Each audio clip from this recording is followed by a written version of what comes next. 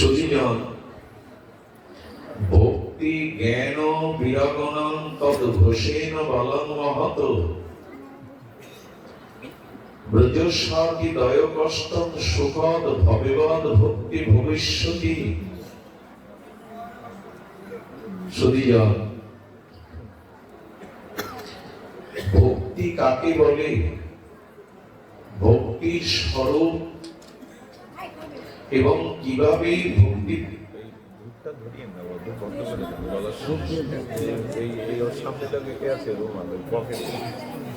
তো ভক্তির স্বরূপ এবং ভক্তি প্রাপ্ত হওয়ার প্রকৃষ্ট ঐকান্তিক উপায় কি, এই প্রসঙ্গেই আমরা সামান্য আলোচনা করব।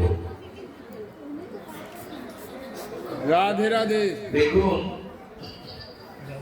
যেখানে দুইজন কথা বলে সেটি ঝগড়ার জায়গা।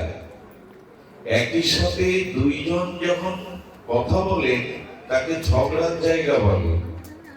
কিন্তু ভগবান তাকেই বলে যেখানে বক্তা ব্যাসপীঠে ভগবান কথা বলেন, অন্যরা শ্রবণ করে।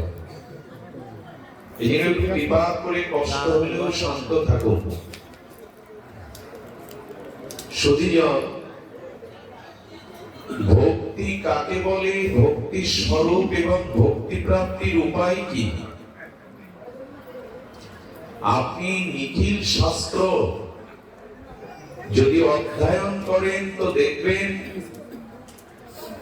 এক একজন মহাজন, এক একজন অনুভববিদ মহাপুরুষগণ ভক্তির এক একটি ব্যাখ্যা দিয়েছেন। অন্তত সহস্র নয়, লক্ষ ভক্তির আলাদা আলাদা বিশ্লেষণ করেছেন আচার্যগণ। তার মানে কি ভক্তি ভিন্ন ভিন্ন কোন বিষয়? বলে না, ভিন্ন ভিন্ন আচার্য মহৎগণ ভক্তি তাদের অনুভূতি যেভাবে ব্যক্ত করেছেন ভিন্ন নয়। আসলে বিষয়টি হলো, ধ্যান দিয়ে শুনুন, একটি হস্তিকে যদি দশজন অন্ধ ব্যক্তিকে আর নির্ণয় করতে বলা হয়, তাহলে তিনি হস্তির গায়ে এসে হাত স্পর্শ করবেন, সেই অন্ধর অনুভূতিতে তিনি বলবেন হাতি মানে বড় একটা সমান্তরাল দেয়াল। যদি হস্তির কেউ পাকে স্পর্শ করে, চরণকে স্পর্শ করে, বলবে এটি পিলার মাত্র। কর্ণকে স্পর্শ করলে বলবে এটি তো পাখা মাত্র।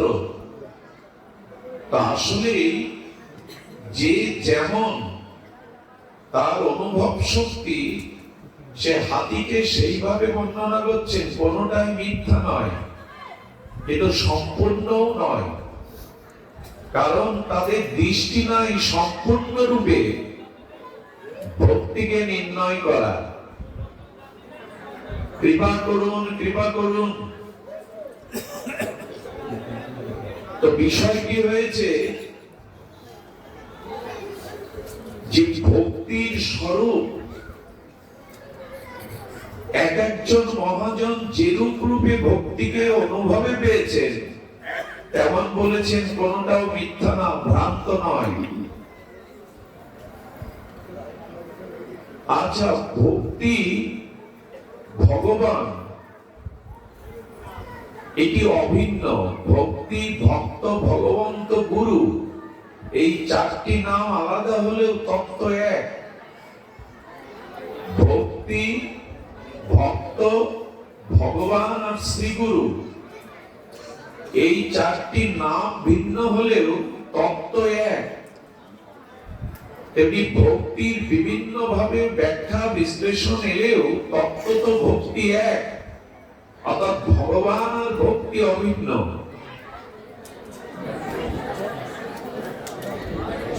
প্রসাদ গুলো পরে আনুন, যদি প্রয়োজন পরে হয় পরে আনুন।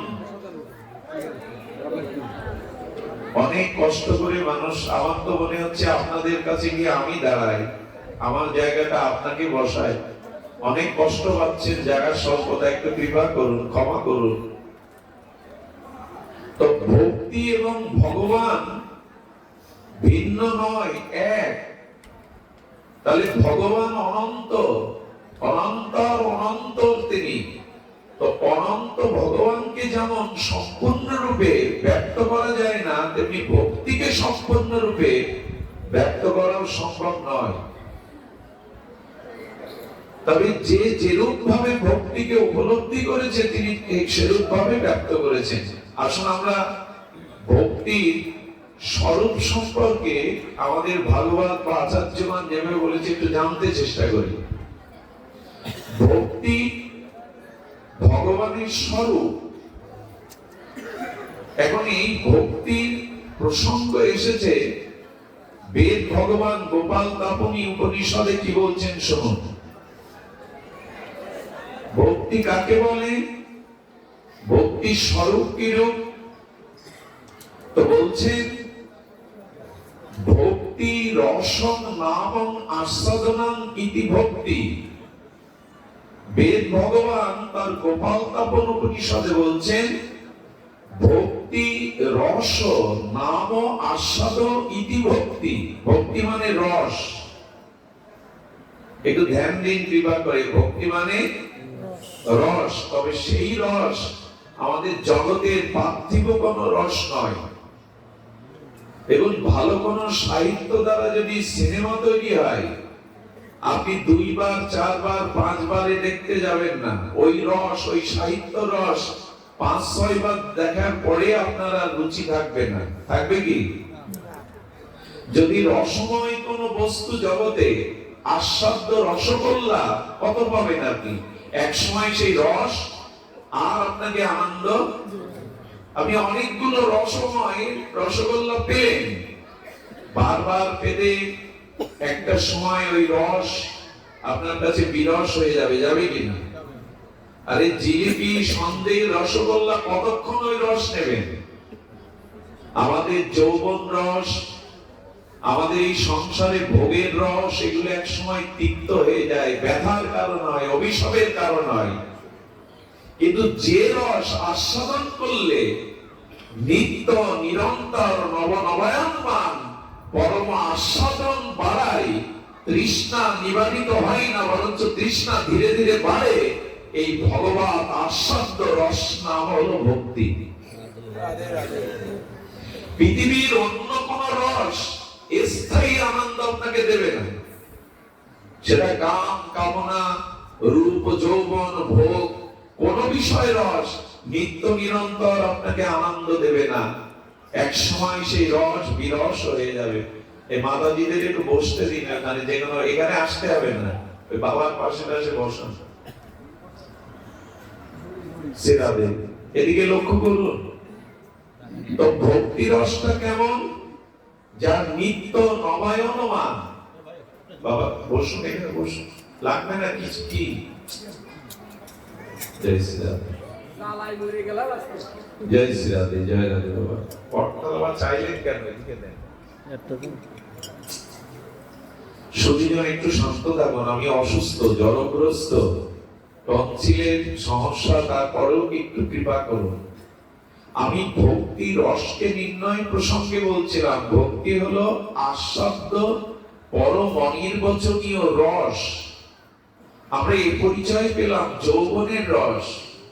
জগতে কোনো খাদ্যবস্তুর রস বা কোনো দৃশ্যমান সিনেমার যে সাহিত্যের রস, এগুলো এক সময় বারবার ভালো লাগে না, নিত্য নবায়নমান হয়ে নবায়নমান হয় না। কিন্তু প্রেম ভক্তি ভগবত রস কোটি জন্ম ধরে আস্বাদন করলেও তার পিপাসা নিত্য নিরন্তর বৃদ্ধি পাওয়া ছাড়া কমে না, এবং প্রতিক্ষণেই সেটা নবায়নমান আস্বাদন হয়ে ওঠে। এরই নামই হলো ভক্তি। রস হলো ভক্তি। আচ্ছা, এই রস কে কতটুকু পায়? বলো, যার ভজন বা যার ভজনীয় হৃদয়ের পাত্র যতটুকু, সে ততটুকু পায়। এখানে হরিকথা শুনতে এসেছেন আপনারা, আপনাদের চিত্ত, মন, প্রাণ, শ্রদ্ধা, বিশ্বাসের সহিত যদি চারানা শ্রদ্ধা, চারানা নিষ্ঠা আসে, তো আপনি ভক্তিও পাবেন, যারা না। আচ্ছা, এখানে যারা এসছে হরি কথা শুনে সবার অনুভব সমান হয় কি? সমান হয় না কেন? যার হৃদয়রূপ পাত্রে যতখানি তার চরিত্রগত ভজন নিষ্ঠা শ্রদ্ধা আছে, সে ততটুকুই পাবে। তাহলে ভগবান যার যেমন পাত্র সে ততটুকু পাবে? বলে হ্যাঁ, বাড়াতে পারে। যদি তার শ্রদ্ধা বাড়ে, নিষ্ঠা বাড়ে, ব্যাকুলতা বাড়ে, ওদিক দিয়ে যেমন ভক্তের নিষ্ঠা, ব্যাকুলতা, তৃষ্ণা বাড়ে, আমার ভক্তি রস তত বাড়তে থাকে। তত বাড়তে থাকে। বাড়তে বাড়তে কোথায় যায়? একবার উলোধ্বনি দিতে হবে না, উলোধ্বনি বারবার দিও না। বলছে কতদূর বাড়ে? চৈতন্য মহাপ্রভু বললেন শ্রীকৃষ্ণ মাধুর্য রস এই বাড়তে বাড়তে কোন সীমা নেই। ভক্তের প্রেম ভক্তি যতটা বাড়ে, ভগবানের রস তত বাড়তে থাকে, এর কোন সীমাই নেই। আপনার শ্রদ্ধা, নিষ্ঠা, ব্যাকুলতা, উৎকণ্ঠা যত বাড়বে, ওখানে ভগবানের রস তত বাড়বে। অনন্ত ভগবান মাধুর্যময়, তাই তার রসেরও মাধুর্যের শেষ। আকাশের শেষ পান আপনি? আকাশ এখানে নেমেছে এরকম কোন স্থান পাবেন অনন্ত ব্রহ্মাণ্ডে? আকাশ অনন্ত বিভু, তাই তার কোন পূর্ব পশ্চিম নাই। আমরা ভৌগোলিক সুবিধার্থে পূর্ব পশ্চিম তৈরি করে নিয়েছি, কিন্তু বিভু আকাশের কোন উত্তর পশ্চিম দিক নাই। তেমনি ভক্তি রসের কোন সীমা নাই। যার যত ব্যাকুলতা বাড়বে, যার যত ভজন শ্রদ্ধা বাড়বে, ওদিকে ভক্তি রস তত বাড়বে। এমনকি সত্যিকারের কথা, ভগবান তার নিজের মাধুর্য রসে ডুবেও নিজে পার পাননি, তো আমরা কি পাবো? এই জন্য ভজন হলো রস। আজকে এই জগতের বিষয় রসে আমরা ডুবে রয়েছি, এই জন্য শান্তি পাচ্ছি না। যতদিন গুরু কৃপায়, মহৎ কৃপায়, ভজন অনুরাগে এই প্রেম ভক্তির রস আমার হৃদয়ে সিঞ্চিত না হবে, ততদিন আমি আপনাদের লিখে দিতে পারি, উচ্চ কুলে জন্মালেও, কোটি কোটি টাকার ধন সম্পদের ভূসম্পত্তির মালিক হলেও, আর বড় বড় ডিগ্রি অর্জন করলেও আপনি অত্যান্তিক শান্তি পাবেন না। তার কারণ ভক্তি বিনা শান্তি হয় না। ভক্তি রস বিনা কারো চিত্ত কখনো পিপাসা নিবারিত হয় না। এই জন্য যত দ্রুত মহতের কৃপা, সাধু সঙ্গের কৃপা পাওয়া যাবে, তত এই ভক্তি রসে আপনি ডুবতে শুরু করবেন। আর ভক্তি রসে স্পর্শ না হওয়া পর্যন্ত হৃদয়ের ঐকান্তিক শান্তি কোনদিন আসতে পারে না। আচ্ছা, এটা হলো ভক্তির আরেকটি ব্যাখ্যা। আমাদের আচার্যগণ কি বলেছেন? ভগবান কপিল দেব বলেছেন, আচ্ছা ভক্তি, এই দেখুন আরেকটি ব্যাখ্যা, আরেকটি অনুভূতি জানিয়েছেন। সেই অনুভূতি হলো, দেবাহুতি মাকে ভগবান কপিল দেব বলছে, মা নির্গুণা ভক্তির লক্ষণ শোনো। ওই যে গোমুখ হতে শত উৎসাহিত হয়ে পতিত পাবনী গঙ্গা প্রকাশ হয়েছেন, গোবিন্দের চরণ হতে, মহাদেবের জটাজুটা থেকে, আর গোমুখ থেকে আপনারা জানেন হরিদ্বার হয়ে ঋষিকেশে, আর এমনি করে ধীরে ধীরে আমাদের পশ্চিম বাংলায় গঙ্গাতে এসে আর গঙ্গা সাগরে গিয়ে মিশেছে। আচ্ছা, এই যে গোমুখ থেকে গঙ্গার ধারাটা আসছে, কোন জায়গায় প্রতিহত হলে ওকেও স্রোত থামিয়েছে? লক্ষ্য কোথায়?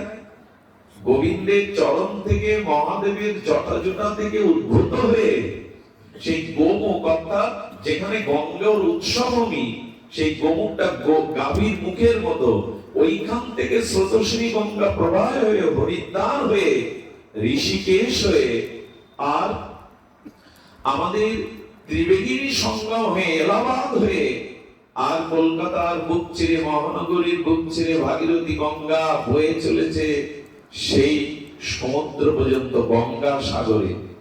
এখানে অপ্রতিহত গতিতে গঙ্গা চলেছে। কোথাও প্রতিহত করলে গঙ্গাকে আটকে রাখতে পারা যায়? তেমনি মা এই সংসারের কোনো বাধা যাকে আটকাতে পারে না, সেই ভগবানের চরণের দিকে যিনি অপ্রতিহত গতিতে কোনো কামনা, কোনো বাসনা, কোনো অসুখ ইচ্ছা না রেখে অপ্রতিহত গতিতে যে জীবের চিত্ত ভগবানের চরণের দিকে ধেয়ে যায়, এরই নাম ভক্তি। কোন বাধাই সে বাধা মনে না করে অপ্রতিহত গতিতে কোন বাসনা কামনা যার ভগবান চরণে যাওয়ার স্রোতকে আটকাতে পারে না, নির্গুণ লক্ষণায় ফ্যানটা বন্ধ করে দিন, পারলে ফ্যানটা বন্ধ করে দিন। তো কি হয়েছে? জয় শ্রী রাধে। এই লক্ষণাই হলো ভক্তি। একটু ধ্যান দিয়ে শোনো, কি লক্ষণ বললাম? অপ্রতিহতা। কি বলেছেন?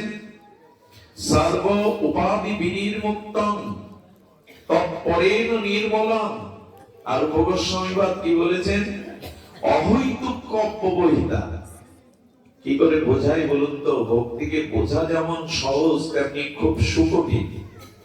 বললেন অহৈতুক, আমি ভগবানকে ভালোবাসবো, এর মাঝখানে ভগবান আর আমি, এর মাঝখানে অন্য কোনো চাওয়া পাওয়া থাকবে না, একে বলে অহৈতুক।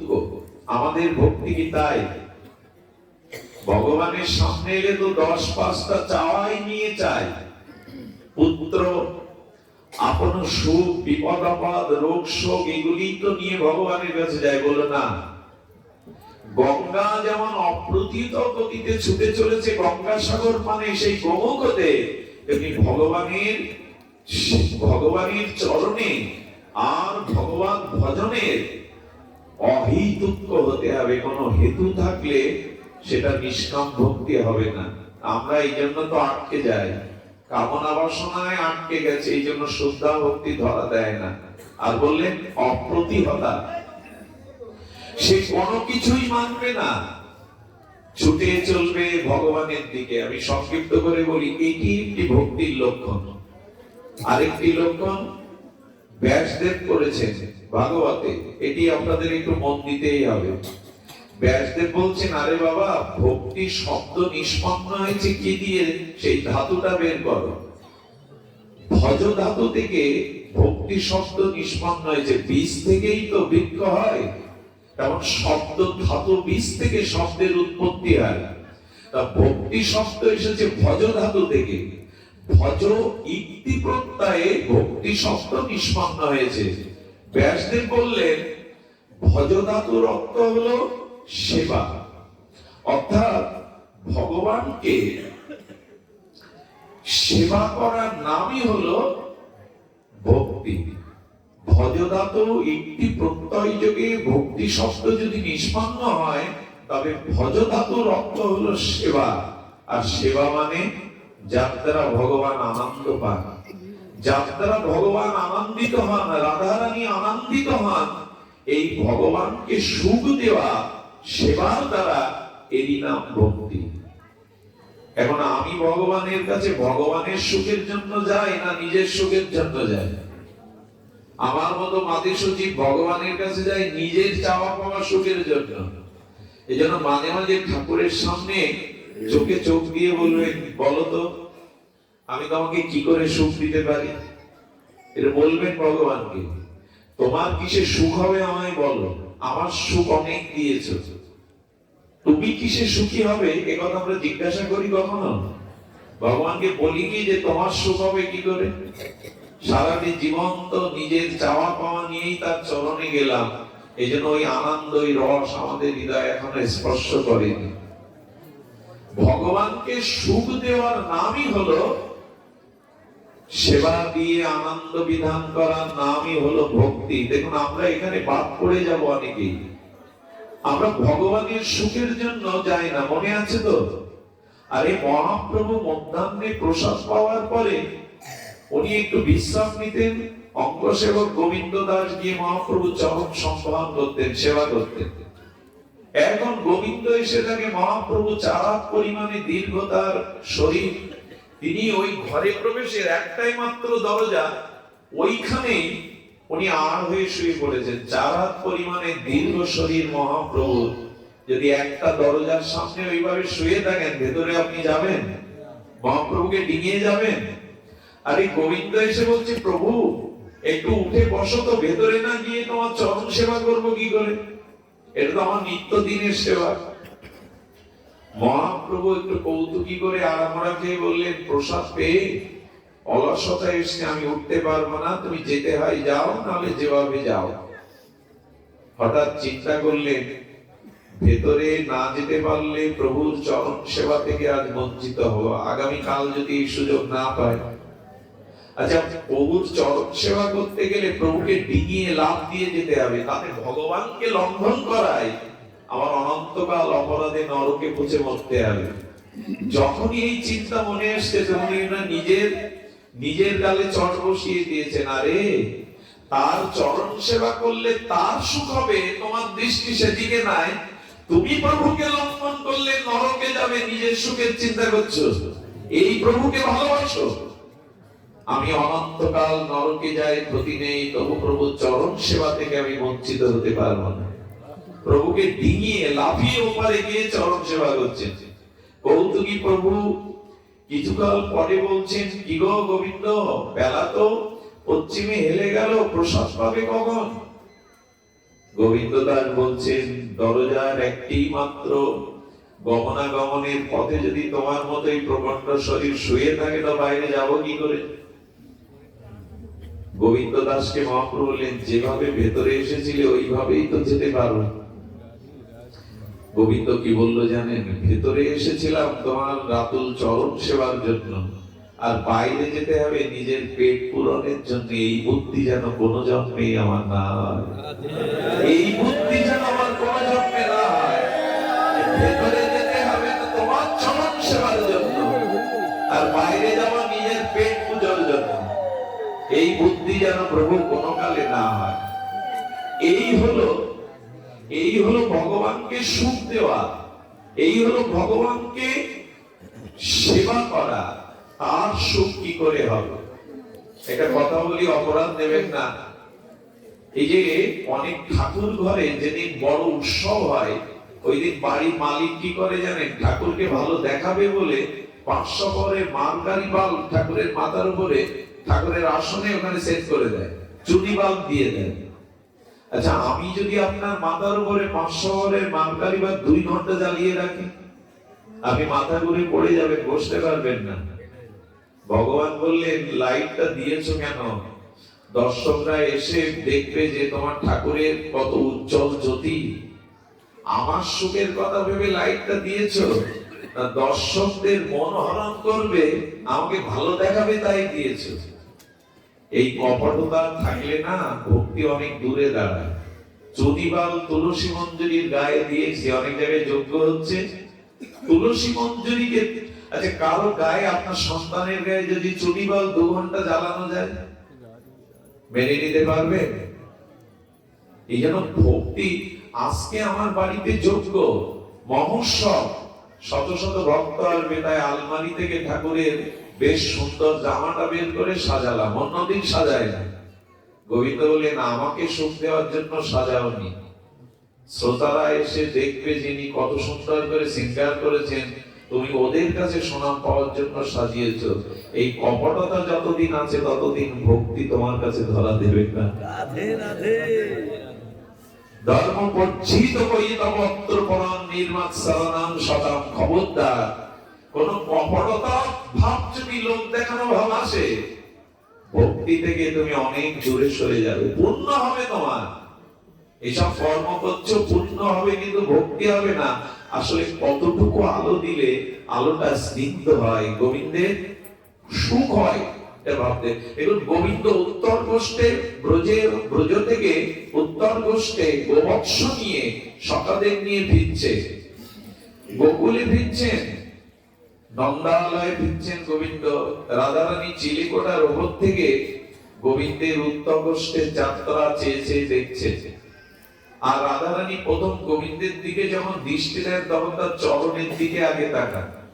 আমাদের উচিত ভগবানকে দর্শন করতে গেলে আগে তার চরণটা দেখতে হয়, চরণের পরে তার মুখ সৌন্দর্য মাধুর্য দেখতে হয়। রাধারানী যেই গোবিন্দের কমল চরণের দিকে দৃষ্টি দিয়েছে, ওই নগ্ন চরণ, ব্রজে তো গোবিন্দ পাদুকা পরতেন না, ওই নগ্ন চরণ তপ্ত বালুর উপরে সারাদিনের তাপ পড়েছে সূর্যের, যেই ওই তাপের উপরে শ্রী গোবিন্দ চরণ রাখছেন, গোবিন্দর কিন্তু অনুভূতি নাই, আমাদের শ্যাম সুন্দরের কোনো অনুভূতি নাই। প্রতিদিন তো নগ্ন পায়ে তিনি ব্রজে যান আর গোষ্ঠ থেকে বেরেন।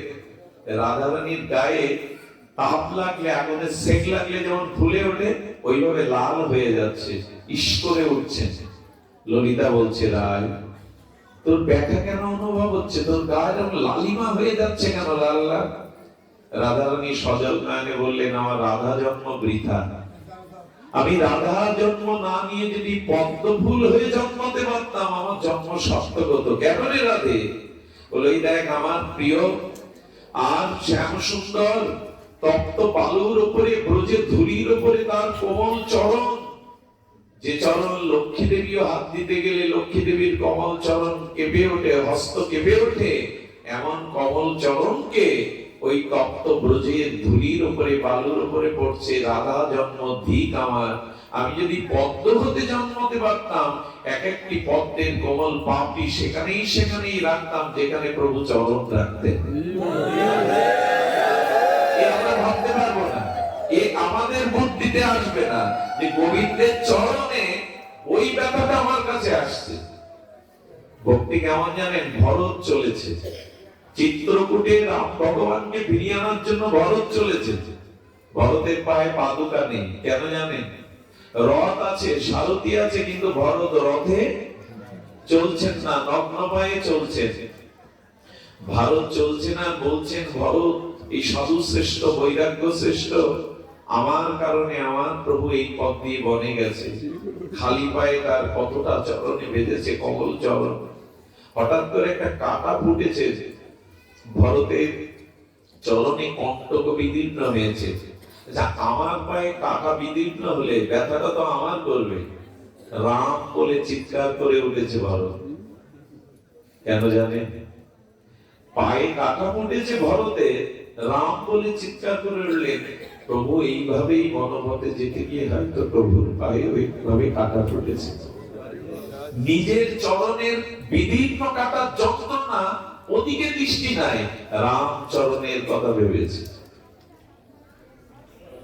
পায়ে পাদুকা দেননি, রথ পেছনে আসছে আর বারবার বলছেন, আমার প্রভুর কত কষ্ট হয়েছে, প্রভুর কত কষ্ট হয়েছে। এই অনুভূতিটার নাম হলো ভক্তি। নিজের পায়ের কাটার যন্ত্রণা নিজের পায়ে লাগছে না। আপনাদের মনে আছে একবার রুক্মিণী দেবী কুরুক্ষেত্রে, যেখানে দ্বারকা বা মথুরা মিলন হয়েছিল, সেই কুরুক্ষেত্রে রাধারানীকে এক গ্লাস দুধ খাওয়াতে গিয়েছিলেন রুক্মিণী দেবী। কৃষ্ণের মহিষী বলা পট্ট মহিষী রুক্মিণী দেবী দুধটা রাধারানীকে খাওয়াতে গেলে রাধারানী কি বলেছিলেন জানেন? যার জীবনে শ্যামাহারা, তার জীবনে দুটো জিনিস সে গ্রহণ করতে পারে না, এক সঙ্গীত আর এক দুগ্ধ জাতীয় উত্তম খাদ্য। যেদিন থেকে শ্যাম বিদায় নিয়েছে, সেদিন থেকে আমি দুগ্ধ পান করি না। ললিতা বারবার বোঝাতো, রাধে একটু তো, আচ্ছা তুই স্বপ্ন দেখিস না রাধে? আমরা ঘুমালেই শ্যাম সুন্দরের স্বপ্ন দেখি। শ্যাম সুন্দর আমাদের কলসি ভেঙে দিয়েছে, আমাদের গায়ে পিচকারি দিয়ে রং দিচ্ছে, হোলি খেলছে, রাধে তুই দেখিস না? রাধারানী বললেন, আমি শ্যাম সুন্দরকে দেখি না স্বপ্নে। বলে কেন? বলো, ঘুমালে তো তবে স্বপ্ন দেখে মানুষ, জেগে তো স্বপ্ন দেখে না। শ্যাম সুন্দর যেদিন থেকে ব্রজ থেকে বিদায় নিয়েছে, সেদিন থেকে আমি ঘুমাইনি, তো স্বপ্ন কি দেখবো? এসব কথার অনুভূতি অনেক গভীরে। ভগবানের বিরহে রাধারানীর চোখে, তো স্বপ্ন কি দেখবে সে? যখনই দুধ পান করিয়েছে রুক্মিণী দেবী, পান করবেন বলে শ্যাম সুন্দর পাঠিয়েছে তোমার জন্য। যেই শ্যাম সুন্দরের কথা শুনেছে, দুধ পান করেছে। বিকালে সন্ধ্যাবেলায় দ্বারকাধীশ ভগবানের চরণ সেবা করছে রুক্মিণী দেবী।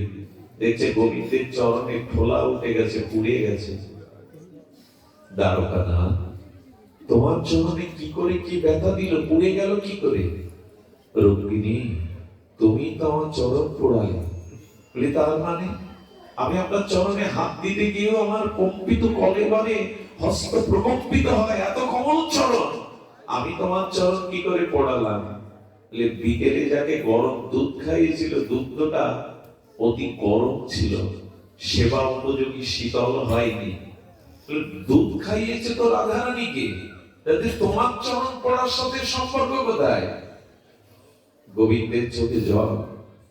যাকে গরম দুধ খাইয়েছ তার হৃদয়ে আমার চরণ ছাড়া অন্য কিছু নেই। রাধারানীর বক্ষ, কিন্তু ওই বক্ষ, ওখানে আমার চরণ ছাড়া অন্য কোনো বস্তু নেই। এ কথা যুক্তি তর্ক দিয়ে কাউকে বিশ্বাস করানো যাবে না, এটা অনুভূতি। এটা যুক্তি তর্কে এখানে পৌঁছাতে পারবে না। দুধ খাইয়েছে উষ্ণ গরম রাধারানীকে, আর চরণ পড়েছে গোবিন্দের। এর একটাই কারণ, রাধারানীর হৃদয়ে গোবিন্দের চরণ ছাড়া অন্য কিছু নেই। ওই চরণের সুখ ভাব ছাড়া, ভাবনা ছাড়া অন্য কোনো ভাবনা নেই। জানেন, পিতামাতার বয়স্ক সন্তান যদি যুবক সন্তান মারা যায়, অনেক পিতা স্মৃতিশক্তি আর্ধেক লোপ পায়, উন্মাদ হয়ে যায়। আর গর্ভধারিণীর মা কি হয়ে জানেন? হার্ট ছিদ্র হয়ে যায়। আত্মজত সন্তান মারা গেলে, বয়স্ক সন্তান, যুবক সন্তান, অনেক মায়ের হার্ট ছিদ্র হয়ে যায় শোকে। এটি অবাস্তব সংবাদ নয়। বিরহ এমন একটা জিনিস। তো রাধারানীর চরণ, রাধারানীর চরণ, রাধারানীর হৃদয়ে গোবিন্দ চরণ ভিন্ন আর কিছু নেই। আর রাম কি করেছিল জানেন?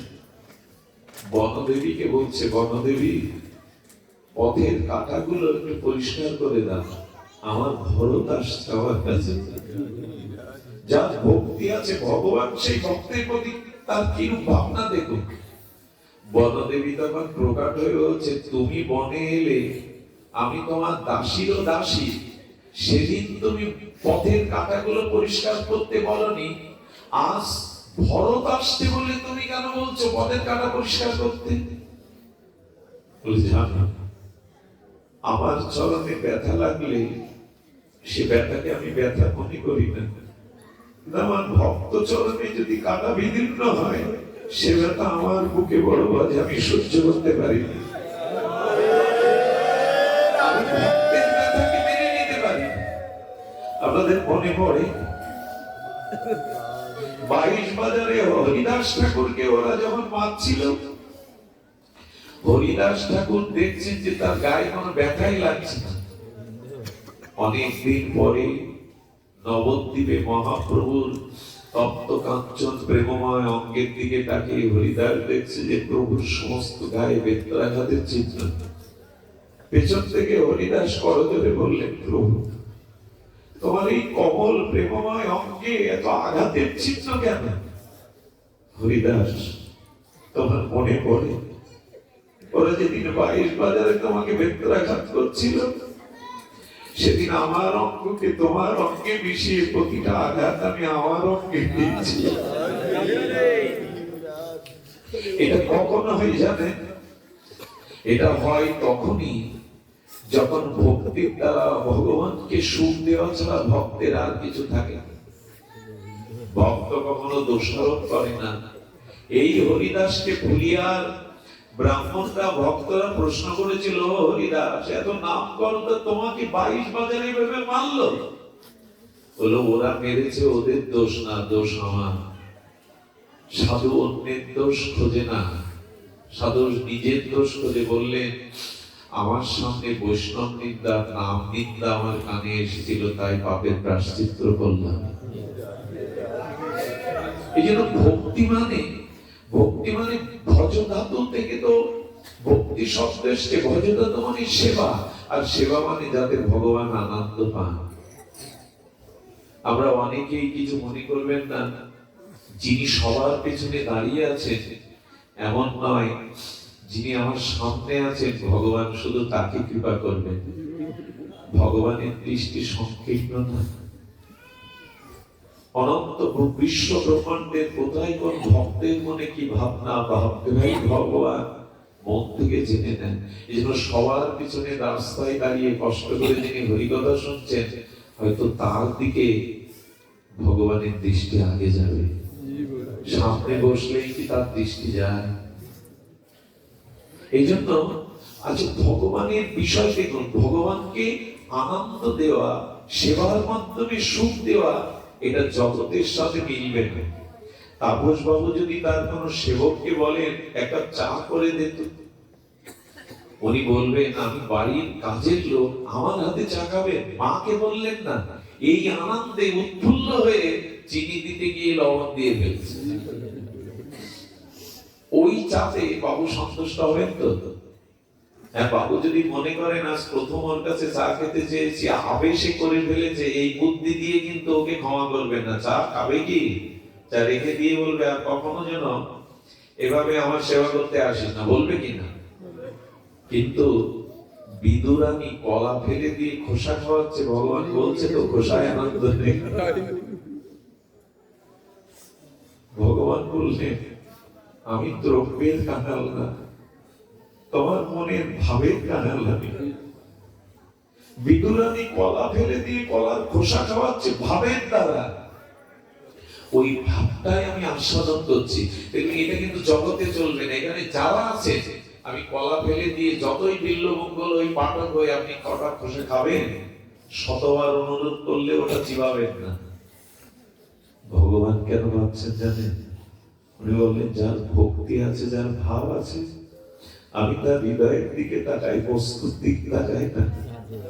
এটা জগতে ঘটে না, জগতে এটা ঘটে না। আমাদের কৃপালু মহারাজ একবার দিল্লি যেতে যেতে খুব ক্ষুধা পায়, রাত 12টায় গাড়ি নেবে এক গরিব ভক্তের গৃহে গিয়েছিলেন। বড় লোকদের বড় বড় ওইখানে উঠতে গেলে কষ্ট হবে তাদের। এক গরিব ভক্তের কাছে গিয়ে কৃপালু মহারাজকে দেখে স্বামী স্ত্রী লুটিয়ে পড়েছে, প্রভু আপনি? জগৎগুরু কৃপালু মহারাজকে দেখে আপনি? বলে বড় ক্ষুধা লেগেছে, কিছু করে আনে। কি করেছে জানেন? সেই হালুয়া একটু পায়েস করতে গিয়ে ওখানে চিনির কৌটার বদলে লবণ দিয়ে দিয়েছে। গুরুদেবকে যখন নিবেদন করে সামনে এনেছে, গুরুদেব মুখে দেওয়ার পরে ভাবছেন কত কত ভালোবাসা, কত উচ্ছ্বাস এই জিনিসটা করে এনেছে। এখন যদি আমি বলি এতে লবণ পাবো না, গরিবের ঘর, হয়তো ওদের জোগাড় নেই, কষ্ট পাবে। মানে হাসি মুখে আনন্দে ওটা পেতে লাগলেন। কি করলেন জানেন? এই দেখুন ভক্ত এবং গুরুদেবের, ভগবান এবং অভিন্ন সত্তা গুরুদেবের মহিমা। উনি চিন্তা করলেন আমি তো সব পেয়ে নিলাম, কিন্তু কড়াইতে যা অবশিষ্ট আছে ওরা পেতে গেলে লজ্জা পাবে, কষ্ট। গুরুদেবকেই খাইয়েছি।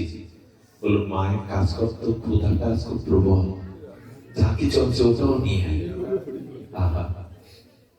এটা জগতে ঘটে না, এটা ভক্তি জগতেই ঘটে। ওইটা বলে সব যা আছে নিয়ে আয়, আমার ক্ষুধা প্রবল। ওইটা খাওয়ার পরে গুরুদেব ধরে বিদায় নিলেন।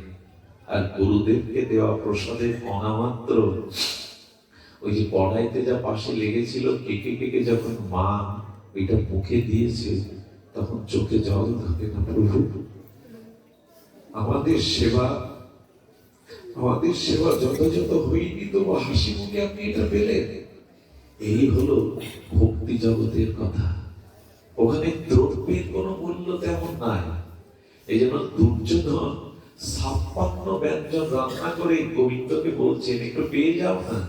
সম্পর্কে তো ব্যয় হয়, জাগতিক সম্পর্কে। লক্ষণাকে বিয়ে করেছিলেন শাম্ব, কৃষ্ণের পুত্র।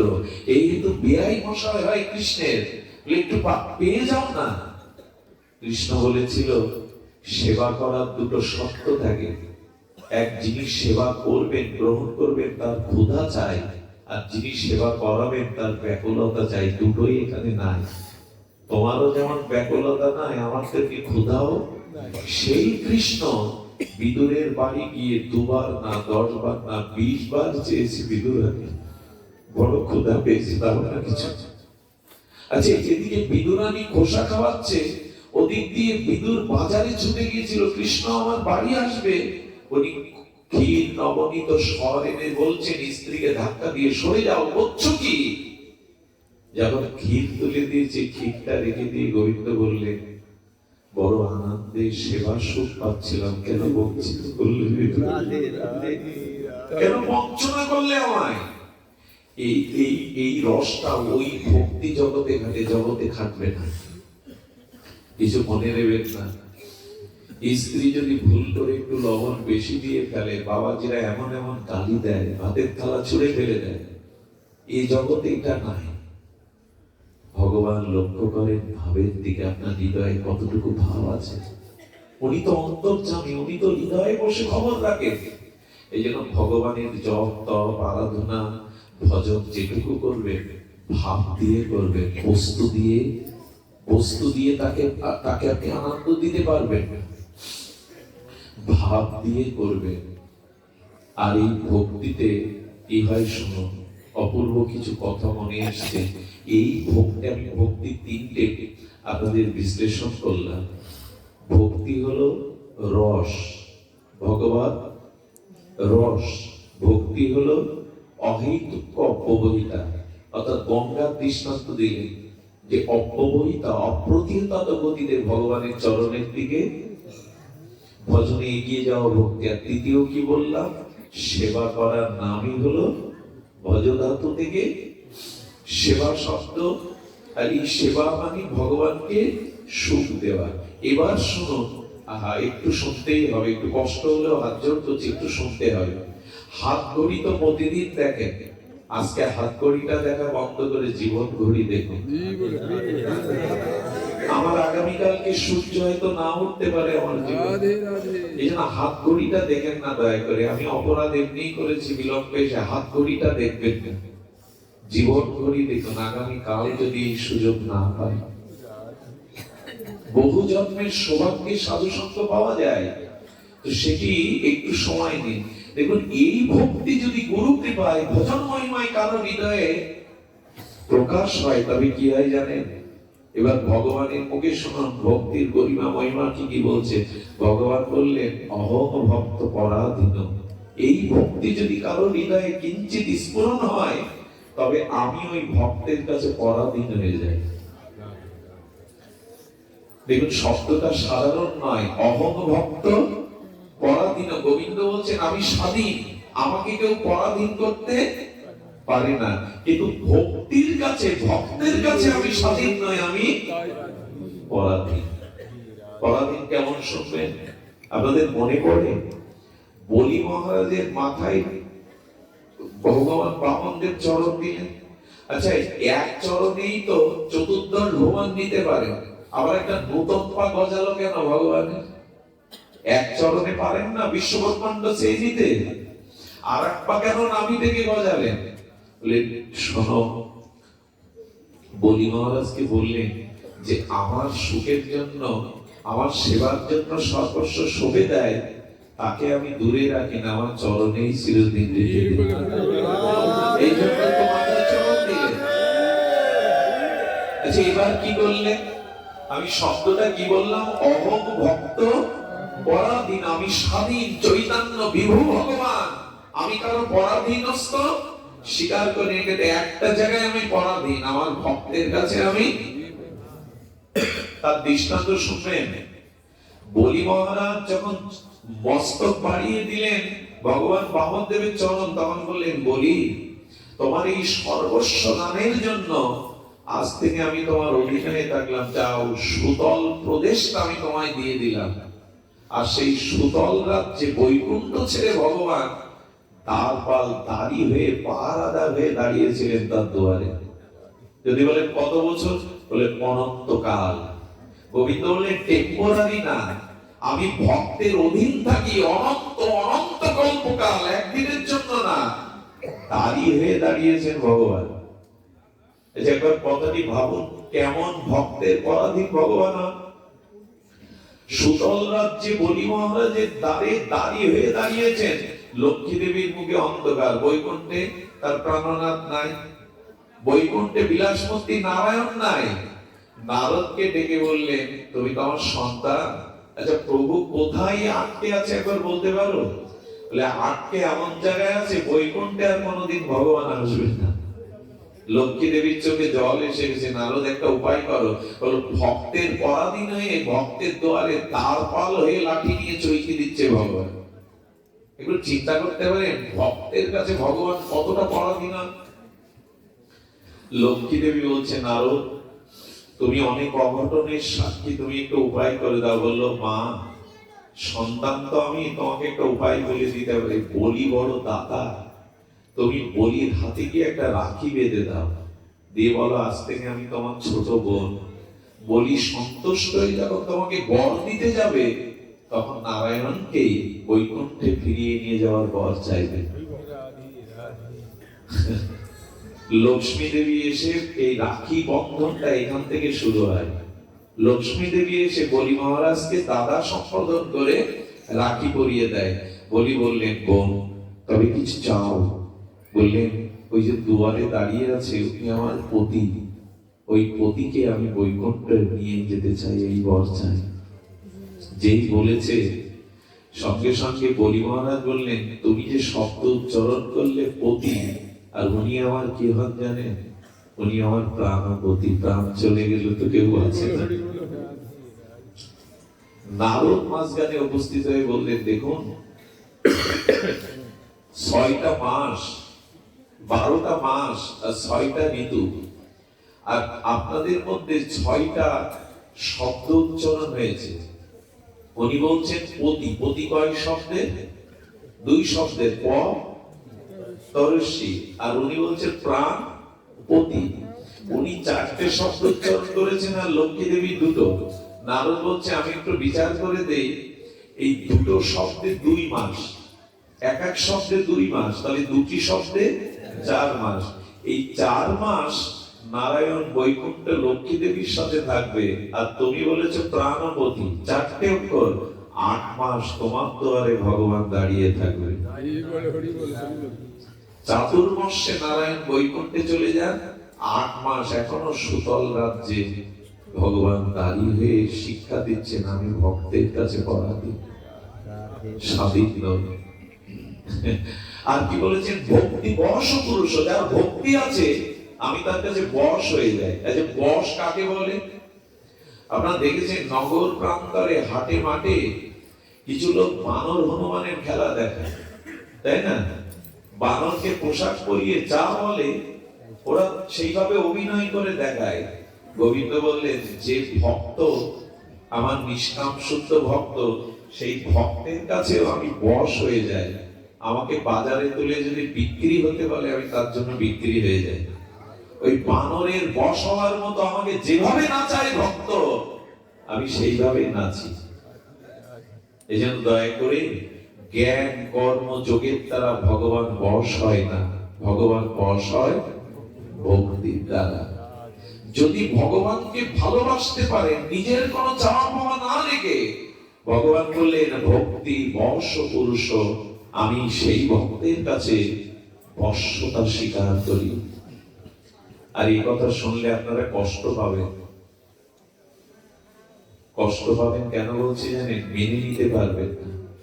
ভগবান বলছেন উদ্ধব মহারাজকে, উদ্ধব আমি ভক্তের পিছনে পিছনে যাই, জানো, ভক্তের আগে হাঁটি না, চলি না। তো উদ্ধব বলছেন তার কারণ? বলি কারণ তুমি বলো। উদ্ধব বলছে, তুমি ভক্তকে নিজের থেকে বড় মনে করো, তো বড়কে আগে দিয়ে পেছনে যেতে হয়, এটাই নিয়ম, শ্রেষ্ঠকে মর্যাদা দিতে হয়। বলেন এটাও কারণ না। গোবিন্দ কি বললেন জানেন? আমি ভক্তের পেছনে চলি একটা কারণে, ভক্ত যখন রাস্তা দিয়ে হাঁটে আমি তার পিছনে পিছনে অনুসরণ করি, এই জন্য ভক্তের পাপ ধুলোটা উড়ে এসে যাতে আমার অঙ্গে এসে পড়ে। উদ্ধব স্তম্ভিত হয়ে গেছে। তুমি এটা কি বললে কৃষ্ণ? তুমি এটা কি কথা বললে? ভক্ত চলবে আর তার পায়ের ধুলো তোমার গায়ে উড়ে এসে পড়বে বলে তুমি ভক্তের পেছনে চলো? খুব ধ্যান দিন। আহা, বহুবার শুনেছেন, কিন্তু আচার্যরা যেভাবে ব্যাখ্যা করেছেন একটু লক্ষ্য করুন। বলছেন কেন জানো? আচ্ছা, এখানে কোন ভক্তকে গোবিন্দ প্রকাশ হয়ে যদি বলেন তোমার ধুলি দাও চরণের, আমি মাগবো, দেবেন আপনারা? এই কথা কল্পনা, ওই যে কষ্ট হবে বললাম না, এই জন্য গোবিন্দ চাইলে আপনি কষ্ট পাবেন, কিন্তু গোবিন্দ বলে চাইলে দেবেন আমি, তাই আমি পিছনে চলি। কেন চলো? আর কি জানো? আমি ভক্তের চোখে চোখ দিয়ে কথা বলতে পারি না। ভক্তের কাছে আমি কথা বলতে পারি না কেন জানো? ভক্ত সারা জীবন আমার সেবা করে, আনন্দ দেয়, কিন্তু বিনিময়ে সে নিজের কিছু চায় না। তাই তাকে না দিতে পারায় আমি ঋণ হয়ে যাই। আর যে ঋণ হয় সেই ঋণগ্রস্ত ব্যক্তি মহাজনের সামনে হাঁটে না, তার চোখে চোখ দিয়ে কথা বলে না। তো ঋণ হয়ে তুমি কি করবে? বলো, ঋণগ্রস্ত ব্যক্তি যদি মহাজনের পায়ে পড়ে তার পাপ ধুলো মাথায় মারতে তাকে ক্ষমা চায়, তাহলে কিছুটা মাফ করে দেয় মালিক, যদি সহৃদয়বান হয়। তেমনি আমি মনে করি আমি ভক্তের কাছে ঋণী, ভক্ত আমার কাছে কিছু চায় না। তাই ভক্তের পায়ের ধুলো যদি আমার অঙ্গে মাখি, আমি কিছুটা ঋণ মুক্ত হই, পবিত্র হই, এই জন্য মাখি। এই জন্য ভগবানকে ভালোবাসার কোন স্বার্থ, কোন কামনা না রেখে সে ভগবান। আচ্ছা, অর্জুন জীব তত্ত্ব আর কৃষ্ণ কি তত্ত্ব? কৃষ্ণ ঈশ্বর তত্ত্ব। তো অর্জুন জীব তত্ত্ব আর কৃষ্ণ হলো ঈশ্বর তত্ত্ব। ঈশ্বর কারো রথের সারথি হয় বাবা? স্বয়ং বিশ্বব্রহ্মাণ্ডের কুলমালিক অর্জুনের রথের ঘোড়া চালাবেন কেন সারথি হয়ে? বলে, জগৎ দেখে নাও, আমাকে যে ভালোবাসে, ভক্তি করে, আমি তার রথের ড্রাইভার হতেও কাল্পন্য করি।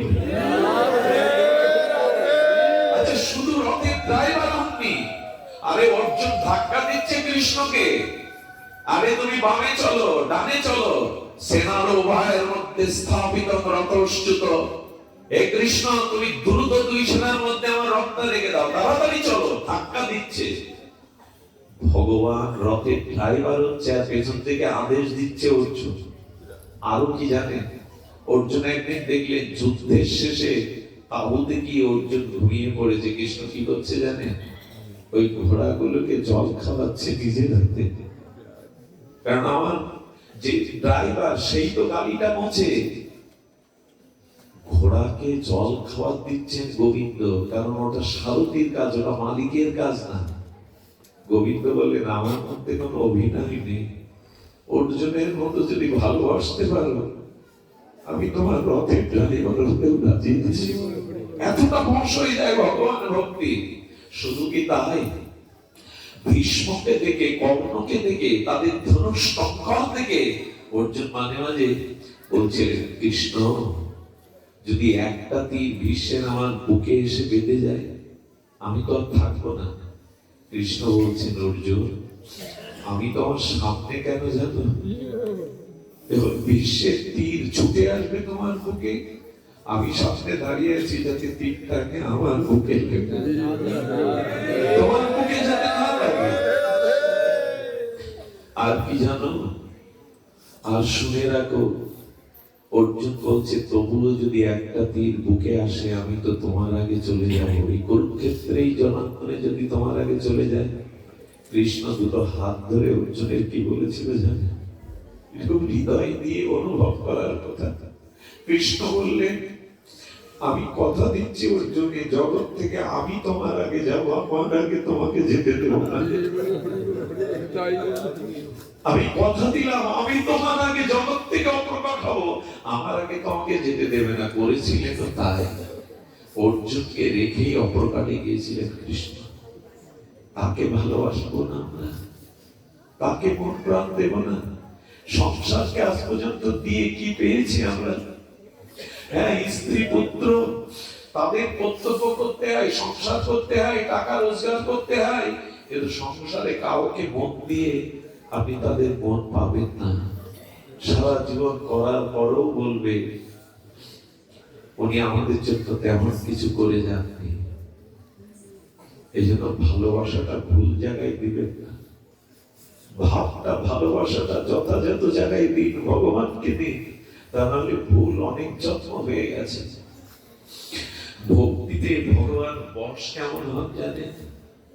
খুব মনে পড়ে কথাগুলি, বড় হৃদয়গ্রাহী কথা। ভগবান ভক্তিতে বশ হন। আপনাদের সুরদাসের কথা মনে আছে? ইনি ছিলেন উদ্ধব। গত লীলাতে ইনি ছিলেন উদ্ধব মহারাজ। উনি অন্ধ সুরদাস হয়ে আসেন। এই অন্ধ সুরদাস ভগবানের সিঙ্গার আরতিতে পদ রচনা করে করে গাইতেন। ভগবানের যে ভোগ দেওয়া হতো সেই ভোগগুলো অন্তর্দৃষ্টিতে দেখে দেখে পদ রচনা করে শ্রীনাথজিকে আনন্দ দিতেন। একদিন বলছে, সুরদাস তুমি তো জন্মান্ধ, তুমি মন্দিরে আসো কেন? তুমি তো ভগবানকে দেখতে পাও না, জন্মান্ধ। সুরদাস কি বললো জানেন? আমি জন্মান্ধ, আমার দৃষ্টি নাই, আমি ভগবানকে দেখতে পাই না, কিন্তু ভগবান তো আমাকে দেখে, এই জন্য আমি বারবার আসি। ভক্তির কিছু আলাদা লক্ষণ। একবার ভাবুন তো কথাটা, আমি অন্ধ, আমি ভগবানকে দেখি না, কিন্তু ভগবান তো চক্ষুমান, তিনি তো আমাকে দেখেন, ওটাই আমার আনন্দ, তিনি আমায় দেখছেন।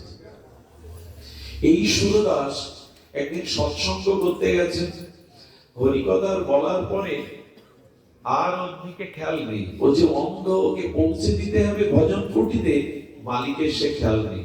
উনি একটা লাঠি হাতে আকাশে একটু মেঘ করেছে, দ্রুত চলছে।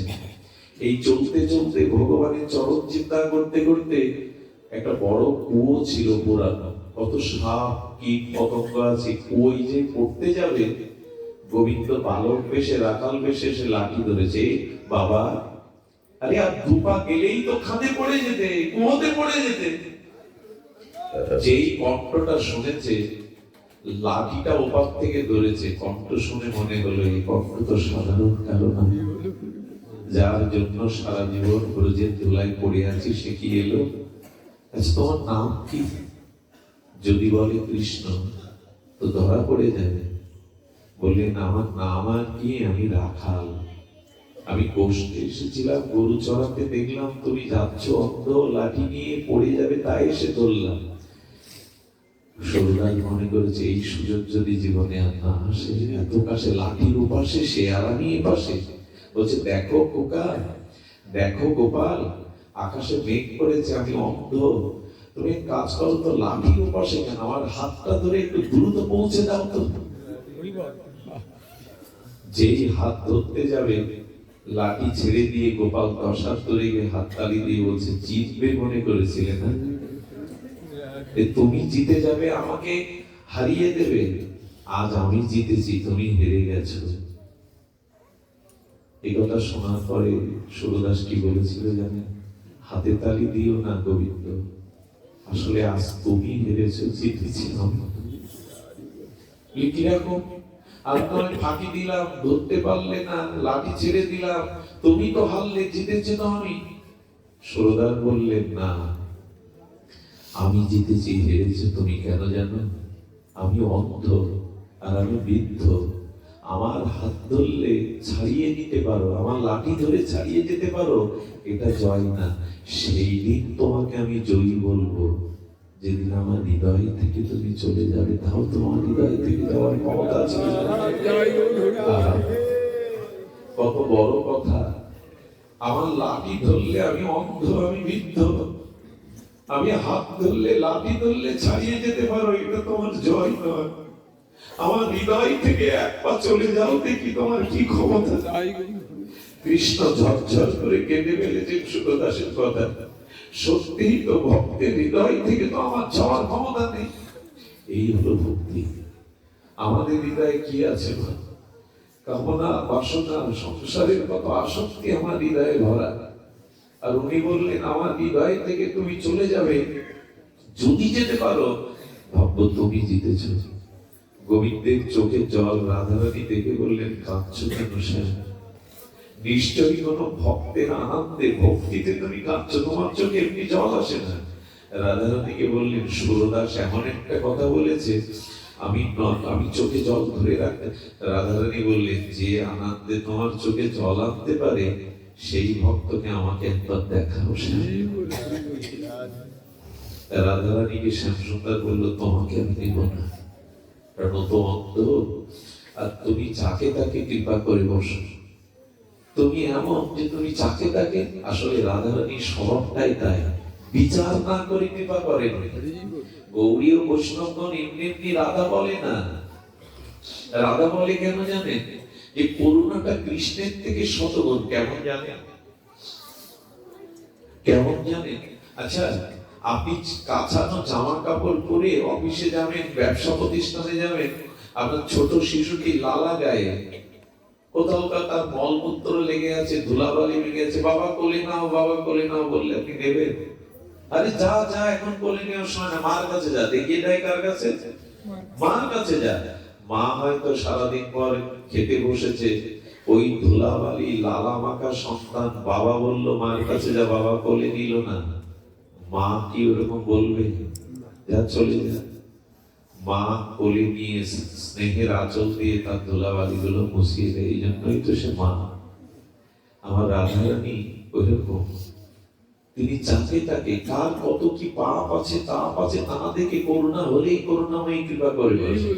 এই জন্য শ্যামসুন্দর বলছে তোমাকে আমি নেব না, বললেন ওই ভক্তকে আমাকে দেখাতেই হবে, চলো শ্যাম। রাধারানী রুনুঝুনো নুপুর পায়ে এসেছে, আর সুরদাস যখন ভজন ধরেছে তার ছোট্ট কুটিয়ায় রাধারানী বিবশ হয়ে সুরদাসের ভজন শুনছেন, কিন্তু রাধারানীর চরণের গন্ধটা লুকাতে, দূরে ফুল ফুললে বাতাসে গন্ধ লুকানো যায় তো, আর ওই নুপুরের ধ্বনি রাধারানীর দিব্য চরণের লোকপ্রিয় গন্ধ। সুরদাস বলছে, ও সুরদাস, যার আশায় সারা জীবন ব্রজে পড়ে আছিস, আজকে সে তো দুয়ারে।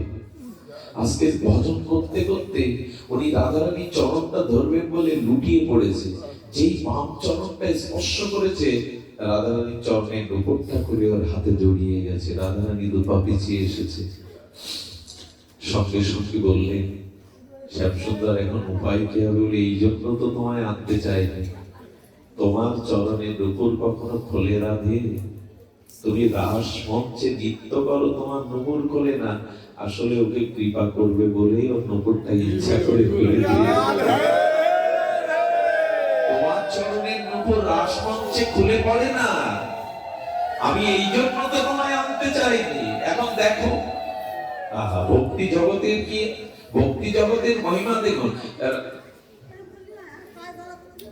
রাধারানী বললেন, জ্বালা জড়িয়ে যাবে, হরি কথা শোনো।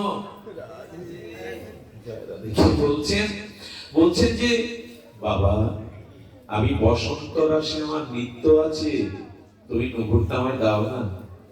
আর ওই নুপুরটা বুকে নিয়ে রাধারানীর করুণার স্পর্শ পেয়ে সুরদাস বললেন, আমি তো অন্ধ, নুপুর যে তোমার আমি বুঝবো কি করে?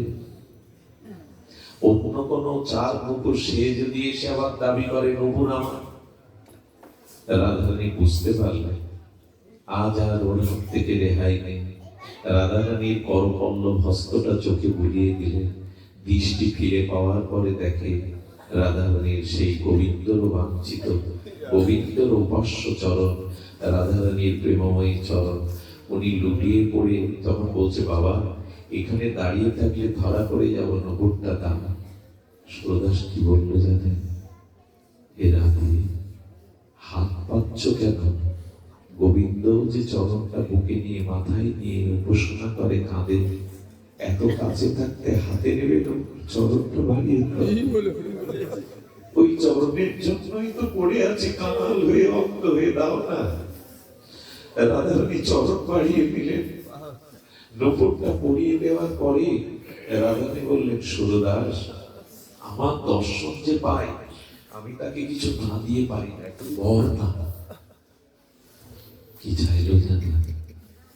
এ রাধে, বর যদি দিতে চাও আমাকে আবার অন্ধ করে দাও। কিরকম কেন চাইলো? আমাকে আবার অন্ধ করে দাও। রাধারানী বলছেন, সারা জীবন অন্ধ তুমি, চোখ ফিরে পেলে এখন আবার অন্ধ হতে চাইছো কেন? বলে, যে নয়নে যে রূপ দেখেছি, এই নয়নে জগতের অন্য কোন রূপ যেন আমি আর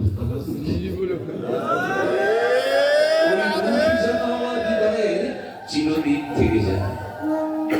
একবার ভাবুন তো, কোনো চাওয়া পাওয়া এখানে নাই, কোনো চাওয়া পাওয়া নাই, শুধু তাকে সুখ দেওয়া। এই সুরদাসের কথা একদিন শোনো। এই সুরদাস, ওনার একজন সেবক ছিল, নাম গোপাল, একটা বালক। উনি তো অন্ধ, ওনার হাতে একটা জলের গ্লাস ধরিয়ে দিতেন যখন অন্ন পেতেন। একদিন অন্ন পেতে পেতে অন্যের গ্লাসটা গলায় বেঁধে গেছে, আর পাশে হাত দিয়ে দেখে জলের গ্লাস নাই, অর্থাৎ সেদিন গোপাল তাকে জলের গ্লাস দিতে ভুলে গেছে সেবক। বাবার গলায় বেঁধে গেছে তো অন্যের গ্লাস, চিৎকার করতে গিয়ে কথা বলতে পারছে না, গো বলে ফেলেছে, গো, গোপাল বলতে গেছে, ওর নাম গোপাল। হঠাৎ করে দেখলো কে জানো তার গালের কাছে আর পবিত্র গ্লাসে জল, যেখানে জল জিহ্বায় গেছে। বলেন গোপাল, আরে জল তো তুই প্রতিদিন আমাকে এনে দিস, কিন্তু এই জল তো নদীর জলের মতো। এত আমার বুক জুড়িয়ে গেল, প্রাণ কোথা থেকে এনেছি যে জল? বলে কোথা থেকে আনবো, যেখান থেকে আমি যমুনা থেকে এনেছি। বলে বাবা গ্লাস থাকলো, জল পেলে আবার পেয়ে নিও। যেই গ্লাস থেকে চলে গেছে, গোপালের মনে পড়েছে প্রভু সেবার জন্য জলের ঝাড়ি দিয়ে আসেনি। দৌড়ে, গুরু সেবায় অপরাধ হয়েছে বলে দৌড়ে এসে বলছে, বাবা এই জলের গ্লাস কে দিল আপনাকে? একটু আগে তো তুই গলায় বেঁধে গেল, জল পাওয়া গেল। বললো আজ বড় ভুল করেছে, আমি তো আপনাকে জল দিতে আসিনি। সুরদার সঙ্গে সঙ্গে বললেন, মন্দির গিয়ে দেখতো, মন্দির গিয়ে দেখতো শ্রীনাথজির জলের সোনার গ্লাসটাই কিনা এটা। মন্দিরে গিয়ে বলছে, প্রভু সেবার গ্লাস ওখানে নেই, আপনার এখানে রাখা। মন্দিরের সামনে গিয়ে বলল, গলায় আটকে পড়েছে, তাই বলে তুমি জল খাওয়াতে আসবে? তুমি জলের গ্লাস নিয়ে আমাকে খাইয়ে দেবে? একটা জিনিস বলি, ভগবানকে সেবা করার স্বাদ যেমন ভক্তের হয়, ভগবানেরও কোটি গুণ স্বাদ হয় হাতে করে ভক্তকে সেবা করবে। সুযোগ পেলে এই সুযোগটা ছাড়েন না। মনে পড়ে আপনাদের, অনেকবার শুনেছেন, তবু কোটিবার শুনলেও তৃষ্ণা মিটবে না, নিত্য নূতন আস্বাদন হবে। আমাদের জগন্নাথী মাধব, এই জগন্নাথী মাধব 80 বছর বয়সে রক্ত আমাশা দেখা দিয়েছে। আর রক্ত আমাশা দেখা দিয়ে বারে বারে যখন মলমূত্র ত্যাগ করতে গিয়ে শেষবার শরীরে আর বল নেই, রক্ত আমাশা, এক ঘটি শৌচের জল নিতে গিয়ে এই ঘাটে পড়ে কাঁদছে, জগন্নাথ যদি তোমার সেবা না করতে পারি তুলে না, এখানে ফেলে রেখে তো লাভ নেই, সারাটা জীবন তোমার সেবা করেছে, এখন কেন ফেলে রেখেছো? মলমূত্র গায়ে লেগে রেখেছে, রক্ত আমাশা, কিন্তু শৌচের জল কে বয়ে দেবে তাকে? একটা যুবককে বললো, বাবা আমি তো তোমার বৃদ্ধ বাবার মতো, এক ঘটি জল দেবে আমায় তুলে? মেতর পেয়েছো, তোমার গায়ে মলমূত্র রাখা মেতর পেয়েছো, তোমার জল আমি বয়ে দেব? গোধূলি বেলায় হঠাৎ একটি কণ্ঠস্বর শুনতে পেলেন, মাধব বাবা হাত বাড়া, আমি তোমার শৌচের জল এনেছি। হাত বাড়িয়ে যখন টেনে তুলে নিজে পরিষ্কার করে দিচ্ছে মলমূত্র, পেছনে তাকিয়ে দেখে সাক্ষাৎ জগন্নাথই তার মলমূত্র ধুয়ে দিচ্ছে।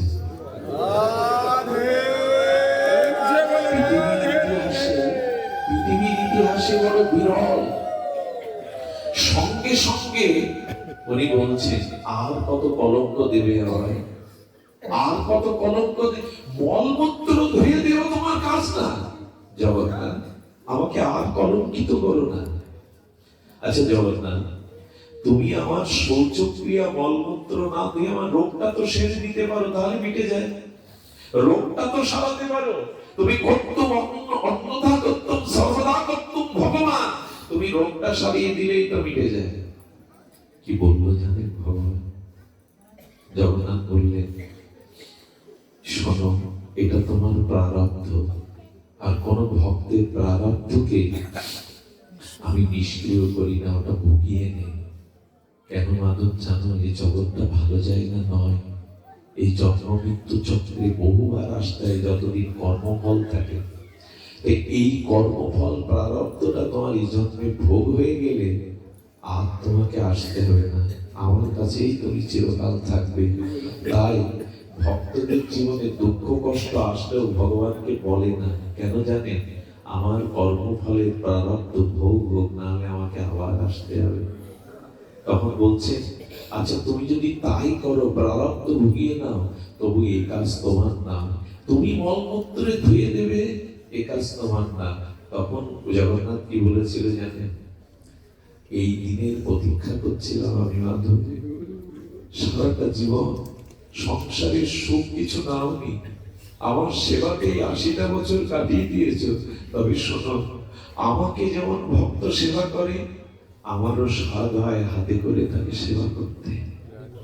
এই আনন্দ থেকে তুমি আমায় বঞ্চিত করো না। পৃথিবীর ইতিহাসে একটা বিরল ঘটনা, ভগবান কার মলমূত্র ধুয়ে দেয়। অহং ভক্ত পরাধীন। সংসারকে যাদের ভালোবেসেছেন, দেখবেন বর্তমান যুগের পিতামাতাকেও, বৃদ্ধ পিতামাতাকেও অনেকেই দেখে না। একটা ঘটনা আমাকে আজও কাঁদায়, আমি পরিচয় গোপন করছি কারণ এটা মিডিয়ায় চলে যায়।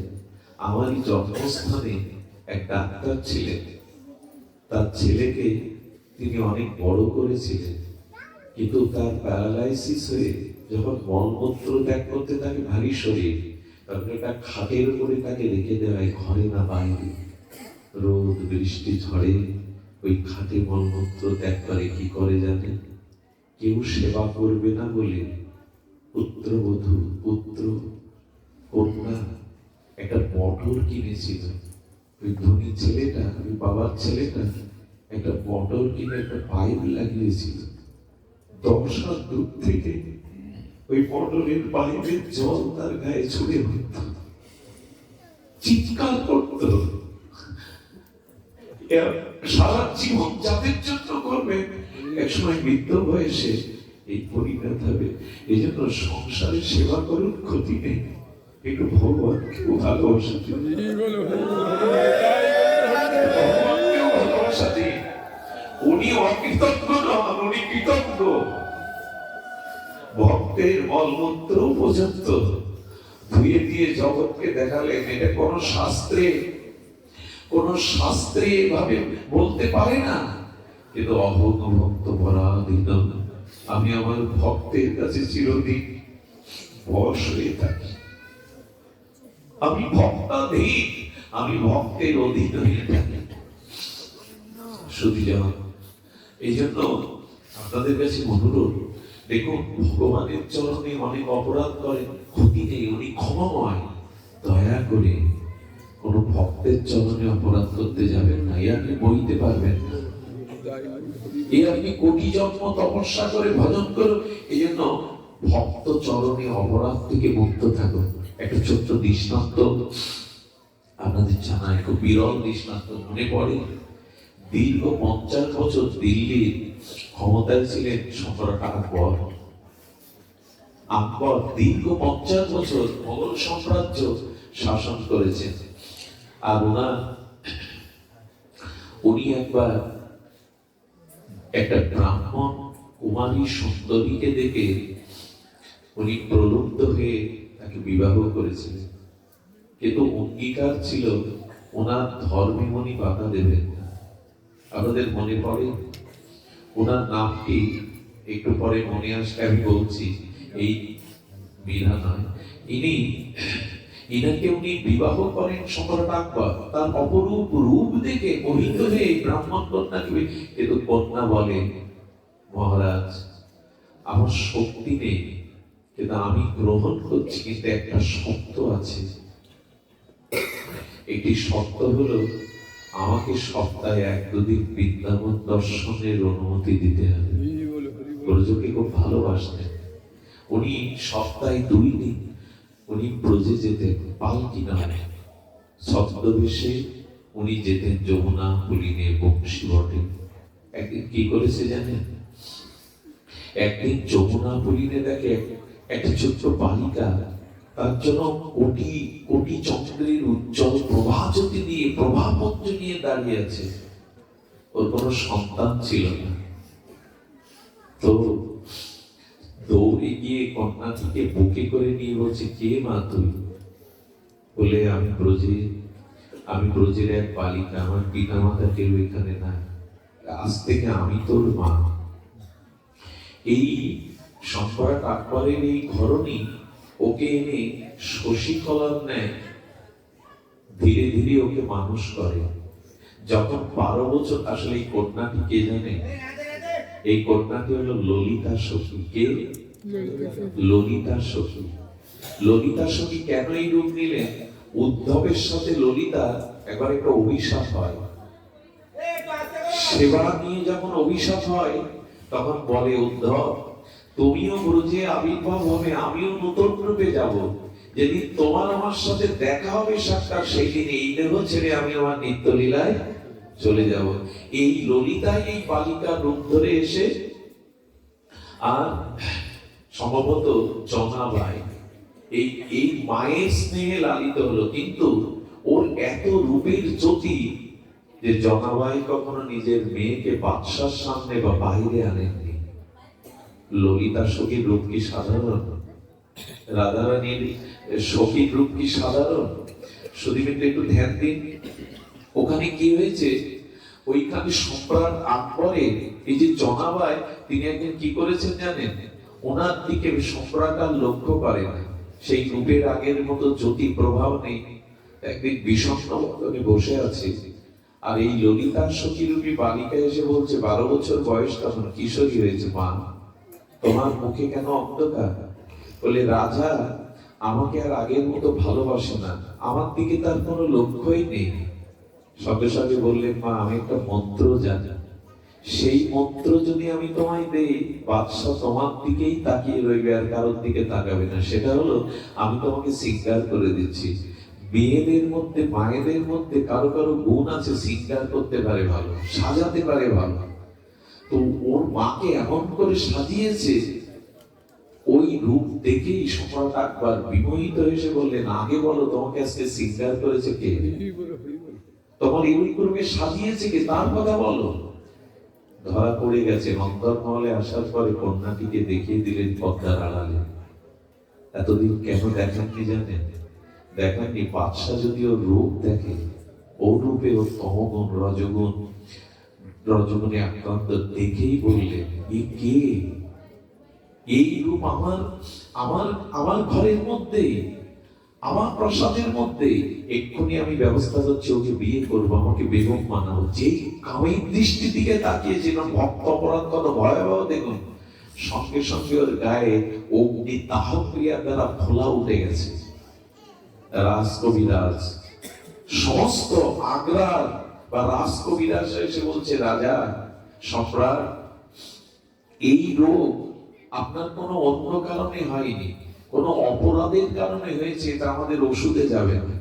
বীরবলকে ডাকলেন, এই ব্রাহ্মণ পুত্র বুদ্ধিমান বীরবল বললেন, মহারাজা আমাদের শাস্ত্র বলেছে, ভক্ত চরণে অপরাধ হলে এই জাতীয় দাও হয় দেহে। অপরাধ করেছেন কারো প্রতি? উনি বুঝতে পারলেন ওনার বেগম বলেছিল সাধারণ নয়, ওর দিকে দৃষ্টি দিও না।